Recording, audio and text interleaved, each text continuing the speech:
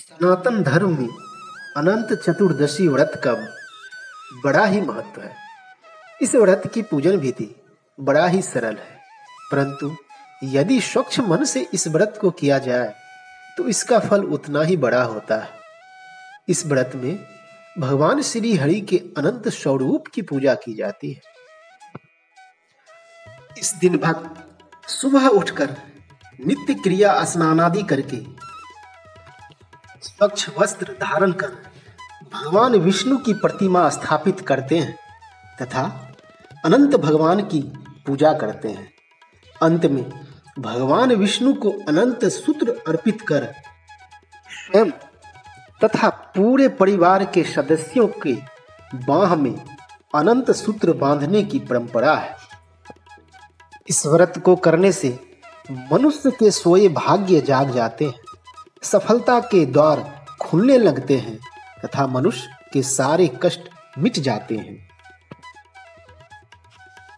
इस वर्ष अनंत चतुर्दशी व्रत 28 सितंबर को मनाया जाएगा। यह व्रत शुक्ल पक्ष की चतुर्दशी तिथि को मनाया जाता है। इसी दिन गणपति बप्पा की मूर्ति के विसर्जन के साथ गणेश उत्सव का समापन होगा।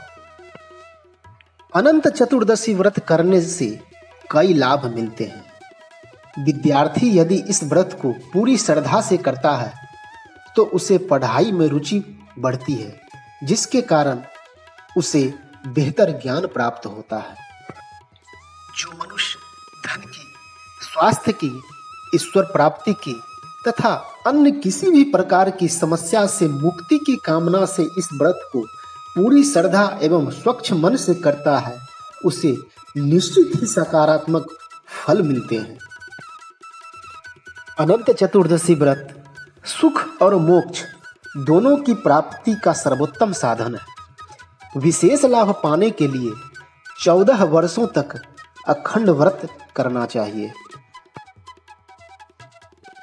अनंत चतुर्दशी व्रत का महत्व इसी बात से समझा जा सकता है कि जब युधिष्ठिर अपने भाइयों और द्रौपदी के साथ वनवास में कष्ट सह रहे थे, उस समय श्री कृष्ण भगवान ने उन कष्टों तथा खोया हुआ राज्य पुनः प्राप्त करने के लिए अनंत चतुर्दशी व्रत करने की सलाह दी थी और पांचों पांडवों द्रौपदी सहित इस व्रत को किया था, जिसके कारण उन्हें पुनः अपना राज्य एवं ऐश्वर्य प्राप्त हुआ था। शास्त्रों में अनंत चतुर्दशी की एक कथा वर्णित है। प्राचीन काल में सुमंतु वशिष्ठ कुल के एक ऋषि थे। उनकी एक बेटी थी जिसका नाम शिला था। बेटी बड़ी ही गुणवान एवं प्रभु भक्त थी। सुमंतु ने अपनी बेटी का विवाह कौंडिल्य मुनि से कर दिया। कौंडिल्य मुनि शिला से विवाह करके घर लौट रहे थे।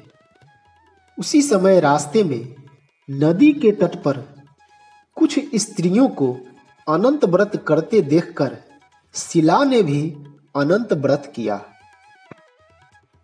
और पूजन के पश्चात अपनी भुजा पर अनंत सूत्र बांध लिया, जिसके कारण कुछ ही दिनों में उनका घर धन धान्य से परिपूर्ण हो गया। एक दिन कौंडिल्य मुनि की नजर अपनी पत्नी शिला की भुजा पर बंधे अनंत सूत्र पर पड़ी, जिसे देखकर कौंडिल्य मुनि ने अपनी पत्नी से कहा कि क्या तुमने इस धागे को मुझे अपने वश में करने के लिए बांधा है? तब शिला ने कहा कि नहीं, यह तो सनातन भगवान का सूत्र है। परंतु ऐश्वर्य के नशे में चूर कौंडिल्य मुनि के मन में भ्रम बैठ गया। वे शिला की कोई बात नहीं सुनना चाह रहे थे और उस अनंत सूत्र को शिला की बाह से तोड़कर अग्नि में फेंक दिए। देखते देखते कुछ ही दिनों में उनकी स्थिति दयनीय हो गई। जब कौंडिल्य मुनि को अपनी भूल का एहसास हुआ तो उसके निवारण के लिए भगवान से क्षमा मांगने लगे और घर छोड़कर जंगलों में जाकर भगवान अनंत की पूजा आराधना करने लगे। कई दिनों तक भगवान की पूजा आराधना करने के बाद भी भगवान का आशीर्वाद प्राप्त नहीं हुआ तो वे निराश होकर एक पेड़ की शाखा से लटक कर मरने वाले थे।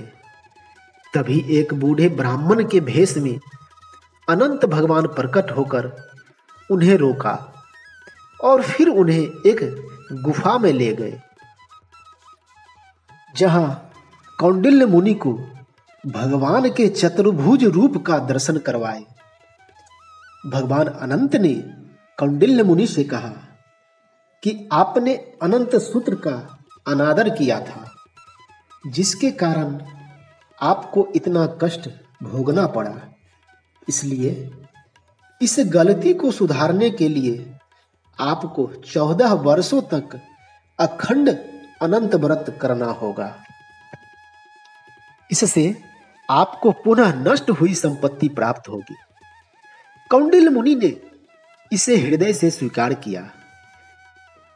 जैसे जैसे वर्ष बीतते गए, भगवान अनंत की कृपा कौंडिल्य मुनि पर बरसती गई और एक दिन कौंडिल्य मुनि को संपत्ति तथा ऐश्वर्य प्राप्त हुआ। जय श्री हरि।